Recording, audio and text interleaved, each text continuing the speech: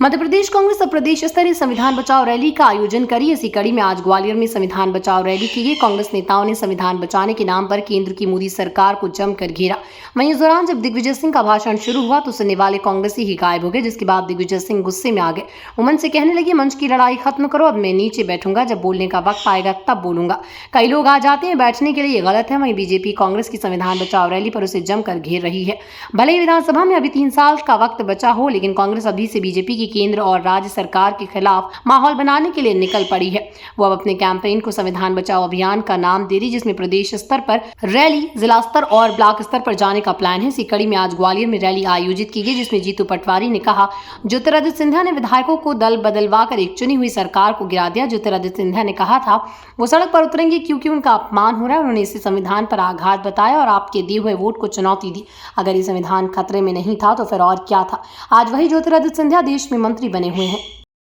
जब ज्योतिरादित्य सिंधिया ने विधायकों को दल बदल कराया, चुनी हुई सरकार गिराई, ज्योतिरादित्य सिंधिया ने कहा मैं सड़क पे आऊंगा इसलिए कि मेरा अपमान हो रहा है, तो उन्होंने संविधान को धक्का बताया और उन्होंने आपके वोट को चुनौती दी। यह संविधान खतरे में नहीं है तो क्या है। अब ज्योतिरादित्य सिंधिया जिस तरीके से देश में मंत्री बने हैं, उनकी संविधान इस बात की सबको गारंटी देता है कि अगर वो संविधान से ही वो मंत्री है, जो आप संपत्ति है आपकी वो संविधान से, आप कहते हो ये मैं इसका मालिक हूँ, आपकी मकान, आपकी दुकान, आपकी जमीन, आपकी जायदाद, ये सब संविधान आपको हक देता है, आम नागरिक को देता है, 140 करोड़ लोगों को देता है। साथियों, संविधान ये भी अधिकार ज्योतिरादित्य सिंधिया को दिया कि राजमाता सिंधिया ने हमारे यहाँ शिवाजी कॉलेज यूनिवर्सिटी में अपनी जमीन दान की। वो विपक्ष की नेता थी पर काम सराहनीय किया।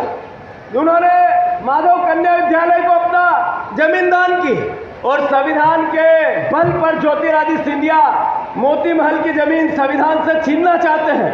यह भी संविधान ने ताकत दी है। ये ताकत संविधान ने दी कि आपने गरीबों की जमीन जो सरकार की थी वो आप छीन रहे हो। अगर ये संविधान नहीं होता तो मैं मानता हूं कि हम सबको ये संघर्ष करने की, ये सभा करने की अनुमति नहीं मिलती। ये हमारा देश है, ये हमारा देश है। हम सब यहाँ मंत्री बने बैठे हैं जो हमारी सरकार थी, जिन्होंने हमारी सरकार में ज्योतिरादित्य सिंधिया ने सरकार चलाने के लिए दबाव बनाया और कहा सिंधिया स्कूल को 100 एकड़ जमीन दो, आप लीज पे ली 1 रुपए में। अगर ये संविधान नहीं होता, ये गरीबों की जमीन ये ले पाते क्या? ये संविधान नहीं होता तो ये सरकारी जमीन मोती महल की आप आपके नाम करा पाते क्या? ये लड़ाई लड़ पाते क्या? सही है कि गलत? मैं अनुरोध करना चाहता हूं, राहुल गांधी जी ने अभी नरेंद्र मोदी जी को कहा कि आप जो डिसीजन लो हम आपके साथ हैं। हमारे परिवार के आम नागरिक की जो कत्ल किया, जो शहादत हुई, इसमें सरकार कदम उठाए। इससे पहले 2014 से लेकर आज तक 30 से ज्यादा हमले ऐसे हुए जिसको देश याद करता है।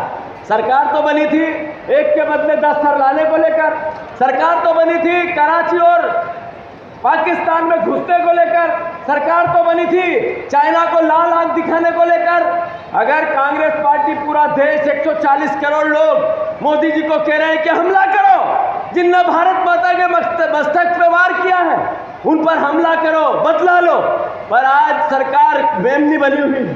कांग्रेस पार्टी हमेशा से, इंदिरा जी ने पाकिस्तान को धो किया, हमने हमेशा भारत के मस्तिष्क को ऊपर, सबसे ऊपर दुनिया में रहे, ऐसा कांग्रेस ने प्रयास किया। भारतीय जनता पार्टी ने भाषण दिया, नरेंद्र मोदी ने देश को गुमराह किया, देश के संविधान को तोड़ा और मरोड़ा। भूमि अधिग्रहण अधिनियम राहुल गांधी जी लेके आए, उसको पेश कर दिया। वो किसानों की, आम जन की लड़ाई थी, वो लड़ाई इस देश के मर्म की थी। इसी मंच पर भी मैं नहीं बैठूंगा, नीचे बैठूंगा और वहां से अनुरोध करूंगा जब बोलने का मौका आए तो मुझे बुला लीजिए। ये मंच की लड़ाई खत्म करें। जो लाते हैं बेचारे वो रह जाते हैं और कई मंच पे हमारे लोग आ जाते हैं जो तो इन सब बातों पर ध्यान दीजिए। कांग्रेस यहाँ मजबूत है, गांव-गांव में मजबूत है, घर-घर में मजबूत है, लेकिन हमारा संपर्क नहीं है, हमारा संवाद नहीं है। संपर्क स्थापित कर लीजिए, संगठन को जन्म पहुंचा दीजिए। हर हालत में हम लोग संविधान न केवल बचाएंगे, लेकिन जिन वर्गों की लड़ाई लड़ने के लिए हम इकट्ठे हुए हैं उन वर्गों का विश्वास प्राप्त कर सकेंगे। यही मुझे आपसे कहना था। बहुत बहुत धन्यवाद। भारत माता की जय हिंद।